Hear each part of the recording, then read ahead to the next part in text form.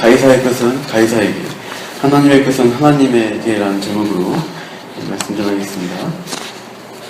오늘 본문에 성전의 종교 지도자들, 정치 세력들은 예수님을 함정에 빠뜨리는 계략을 사용합니다. 그래서 어떤 함정이냐 보니까 20절에 나와 있듯이 예수님을 로마의 반역자로 몰아서 로마 총독과 로마 당국의 권세로 넘겨서 사형권이 있는 그들에게 이제 그들을 통해서 제거하려는 것입니다. 그러니까 예수님을 눈에 가시 같은 존재니까 제거하려고 자기들은 손 안 쓰고 코 푸는 격으로 이제 넘겨버리려고 하는 거예요. 그러니까 계략을 꾸미는데 당시 아주 민감한 사안이었던 걸 가지고 와서 그것을 예수님께 물어봅니다. 이제 21절 보시면 20절 후반절 보시면 정탐을 보내는데 그들이 스스로 의인인 척 하면서 예수님께 찾아옵니다. 그러니까 진짜 존귀한 선생님이라고 이제 하는 것처럼 꾸며서 선생님 가르침 받고 싶습니다. 정말 궁금한 것이 있는데 질문하겠습니다 하면서 숨지는 학생이냐 이렇게 질문한 것처럼 예수님께 접근합니다. 먼저 21절 보시면 아부를 먼저 하고 있어요. 이렇게 하죠. 선생님이요, 당신은 바로 말씀하시고 가르치시고 또 사람을 외모로 취하지 않으시고 오직 진리로서 하나님의 도를 가르치시나이다. 이렇게 먼저 아부를 합니다. 이 말에 의도가 깔려 있습니다. 무슨 의도냐? 바르게 옳은 것을 똑바로 잘 가르치시는 분이라고 칭찬하죠. 그리고 사람의 뜻이 아니라 뭐예요? 오직 진리로 하나님의 도를 가르친다. 그래서 강조합니다. 그러니까 하나님의 율법을 따라서 하나님만 경배하는 입장에 서서 이 질문에 답을 주십시오. 마태복음 병행구절에 이 질문을 가지고 온 자들을 그 한 부류를 바리새파의 제자들이라고 합니다. 자기들이 하나님 율법대로 믿으려 하니까 순수하게 하나님 믿고자 하는 것을 자기 입장인 것처럼 내세우면서 율법대로 순종하려고 한다면 어떤 뜻으로 맞겠습니까? 그러면서 유명한 질문을 22절에 하게 됩니다. 22절 같이 읽겠습니다. 시작. 우리가 가이사에게 세를 바치는 것이 옳으니까 옳지 않으니까. 이 질문은 당대 굉장히 민감한 이슈였습니다. 로마 황제에게 세금을 내는 게 옳으냐 옳지 않느냐. 1년에 한 번 데나리온 하나 내면 되는 세금인데요. 그냥 내고 말지 할 수도 있는데 액수로 따지면 노동자의 하루 품삯입니다. 그러니까 지금 치면 5만원에서 10만원 사이 1년에 한 번만 내면은 아주 큰 부담이 있는 세금은 아니잖아요. 그래서 한 번 내고 로마 정권에 시달리지 않고 1년 편하게 지낸다 그러면 낼 수 있겠죠. 그러나 당시에 종교성이 강한 유대인에게 이 세금 문제는 단순한 게 아니었습니다. 경제적 차원에서는 별 문제가 없지만 종교적 차원에서는 심각한 문제였습니다. 뭐냐면 당시에 사용되던 동전 앞면에 로마 황제, 그 당시 로마 황제 티베리우스 2대 황제입니다. 그의 초상이 있고 글자가 새겨져 있습니다. 이렇게 되어 있어요. 신성한 아우구스투스의 아들이라고 되어 있습니다. 앞면에 아우구스투스 신의 아들이라는 의미가 있습니다. 신의 아들이라는 의미를 또 담고 있는 표현입니다. 그 동전 뒷면에는 최고의 제사장이라는 단어가 들어가 있습니다. 여기도 종교적 의미가 있고 신격화된 의미들이 들어가 있습니다. 그러니까 이 동전에는 정치적, 종교적으로 로마 황제가 최고 위치에 있는 찬양받을 분이다 이런 의미가 담겨 있었어요. 그러니까 어떻게 보면 신격화된 그런 것도 보면서 유대인들은 사람이든 뭐든 우상 숭배하지 않고 오직 하나님만 경배하려고 한다 그러면 이 세금 바치는 게 로마 황제를 신으로 인정하는 것이냐 하는 고민이 됐던 거예요. 그 우상 숭배에 짓는 죄가 아닐까 하고 이슈가 되었던 것이죠. 열렬한 유대인들은 하나님 외에는 아무 왕도 없다. 하나님 외의 사람에게는 로마 황제라도 세금 내면서 경배하지 않겠다. 틀렸다. 이 종교적 신념을 위해서 목숨도 버릴 수 있다. 이렇게 한 사람이 있었던 거예요. 당시에 반로마 운동을 하면서 독립운동했던 세력을 열심당원이라고 불렀는데요. 이 예수님의 지지 기반이 되었던 갈릴리 지역에 열심당원들이 많았어요. 그래서 만약 예수님이 가이사에게 세금 내는 게 옳다라고 그냥 얘기하면 예수님을 따랐던 지지 세력 중에 추종자 중에 많은 사람들이 예수님께로부터 돌아설 수 있는 계기가 되는 거예요. 저 사람 알고 보니 친로마파네 이러면서요. 그렇다고 예수님이 가이사에게 세금 바치는 것이 옳지 않다 이렇게 선언하면 지금 앞에 서 있는 정탐들의 각본대로 되는 것입니다. 이들의 의도가 무엇이냐? 아까 21절에 아부성 발음 봤죠? 오직 하나님의 도로 진리를 가르치는 입장에서 답을 해보시라는 거예요. 그러니까 예수님이 세금 바치지 말라. 그 로마 황제 신처럼 숭배하는 우상 숭배야 라고 옳지 않다라고 대답하기를 원한 거예요. 그러면 어떻게 돼요? 그들의 목적이 달성되는 겁니다.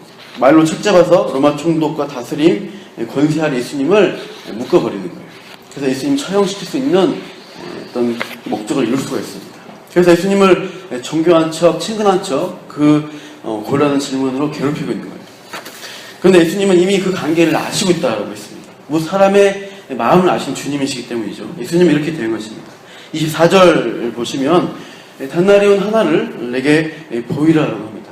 그래서 니들이 문제 삼는 데나리온 동전 하나 가져와 봐라.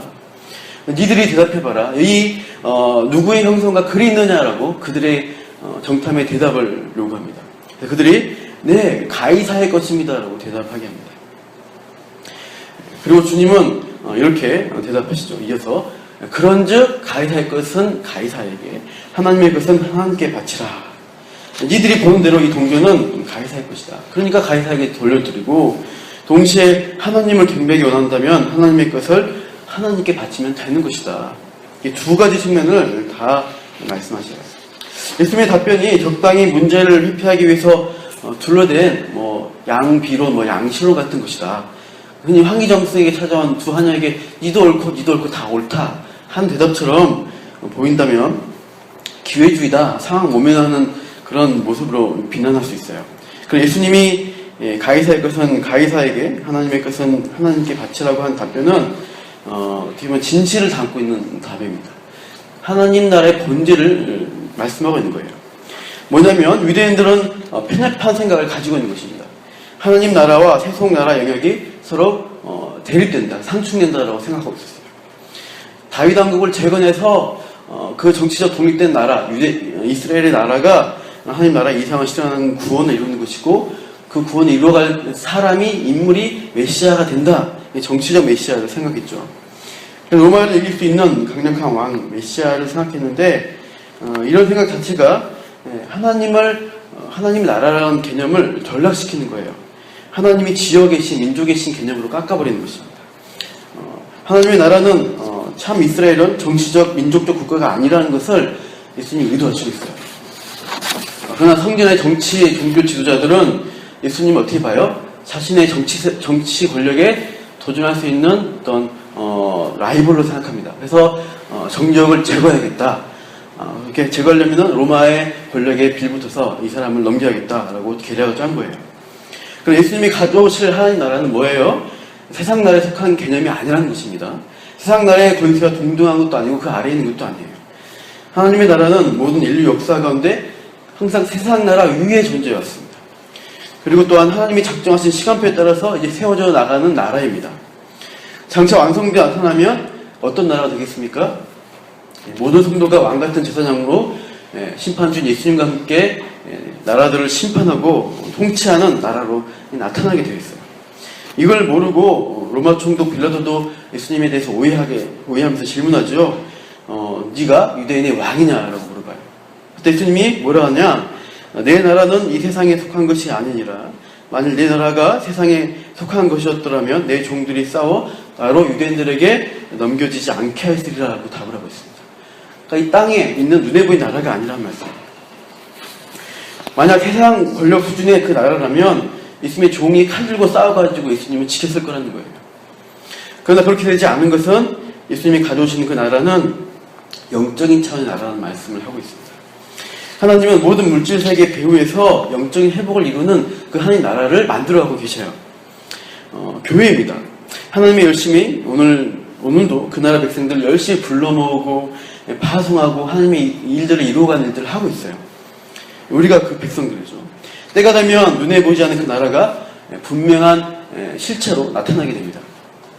그때는 모든 것이 옳고 그런 것이 구별되고, 의에 속한 자는 창세전에 준비된 복을 받을 것이고 죄에 속한 자는 영원한 벌을 받게 되는 자입니다. 이런 영적인 역사관, 세계관을 가지고 세상에서 살아가면서 하나님 나라를 실현하는 하나님 백성으로 살아가야 하는 것입니다. 그게 교회의 의무입니다.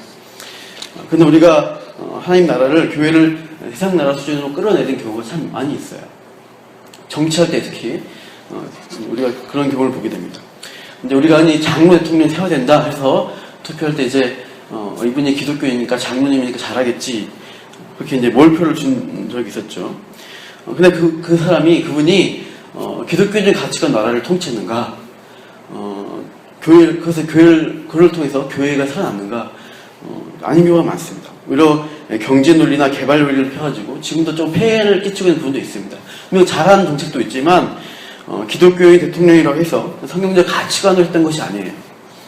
우리가 대통령이나 위정자를 뽑을 때 종교를 볼 게 아니라 그 사람의 인격과 정책을 보고 뽑아라는 것입니다. 하나님은 역사를 통해서 종종 믿지 않은 자를 위정자로 세우십니다. 세속 권력의 자리에 앉히고 교회가 그 권위가 우리가 볼 때는 어려울 수 있지만 거기에 순종하라고 내버려 두신 경우가 많이 있었어요. 예를 들면 유다 사람들을 느부갓네살 왕 권력 아래 포로로 잡혀가게 됩니다. 부패한 이스라엘 어떻게 해요? 아수르라는 제국의 수하로 심판받게 만들어 버리십니다. 이때 이스라엘 백성들은 하나님 나라가 망할 수가 없다고 외치죠. 그러나 하나님 나라는 본질적으로 땅의 나라가 아니라는 거예요. 눈에 보이는 세속 이스라엘 국가는 죄 짓니까 심판받고 망할 수 있다는 것을 하나님 보여주셨어요. 부패한 이스라엘 나라가 심판받게 두셔서 교훈으로 삼아주십니다. 그리고 그 이방 권세 아래에서 보이지 않는 하나님 나라가 계속 지속되어지도록 하나님 역사하시는 것이 우리 이제 성경에서 보이죠. 다니엘이 대표적인 그 하나님 나라 백성으로 살아갑니다. 이방 바벨론에서 살아가지만 그 나라는 그 속엔 두 나라를 섬기는 사람이죠. 영적으로는 하나님 나라를 섬기고 있습니다. 육적으로는 바벨론의 법과 문화를 따라가죠. 그것이 하나님의 것은 하나님께, 가이사의 것은 가이사에게 바치는 삶이었다고 할 수 있어요. 다만 해석 정권이 하나님의 신앙을 배척하게 될 때, 거스르게 할 때는 우리가 신앙을 위해서 투쟁할 수가 있어요. 다니엘이 왕의 직무와 포도주를 거부한 것처럼 우리가 이렇게 하는 것입니다. 그러니까 형식적인 면에서 우리가 손해보고 그들을 받아들이고 할 수 있습니다. 그러나 진리의 측면에 있어서는 생명 걸고 지키라는 것이에요. 이 형식에 대한 부분이 일종의 세금 같은 것을 말할 수 있습니다. 가이사의 동전을 편리하게 쓰고 로마 제국의 어떤 그 통치 아래에서 물품을 쓰고 또 로마가 만들어놓은 잘 되는 도로들, 어떤 전쟁이 없는 그런 상황들을 누렸습니다. 혜택을 누렸죠. 그 황제의 권위 아래 속한 자로서 이스라엘 백성들이 세금을 내는 의무 또한 당연히 져야 한다는 것이에요. 그러나 하나님 믿지 말고 로마 황제를 예배하고 신으로 믿으라, 이러한 요구를 한다 그러면 그때는 단호하게 거부해야 한다. 그래서 초대교회에 그 로마 황제를 신처럼 숭배하는 상황이 왔을 때 거부하게 됨으로써 많은 박해를 받게 됩니다. 그러나 그 신앙적인 문제 외에는 로마의 통치에 어떻게 해요? 교회가 순복합니다. 그 사회에서 빛과 섬의 역할을 감당한 일들을 감당합니다. 사도 바울은 이렇게 그 통치에 대해서 말하죠. 각 사람은 위에 있는 권세들에게 복종하라. 권세는 하나님으로부터 나지 않음이 없나니 모든 권세는 다 하나님께서 정하신 바라. 로마서 13년 10절 이렇게 말씀합니다. 모든 자에게 줄 것을 주되 조세를 받을 자에게 조세를 바치고 관세를 받을 자에게 관세를 바치고 두려워할 자를 두려워하며 존경할 자를 존경하라.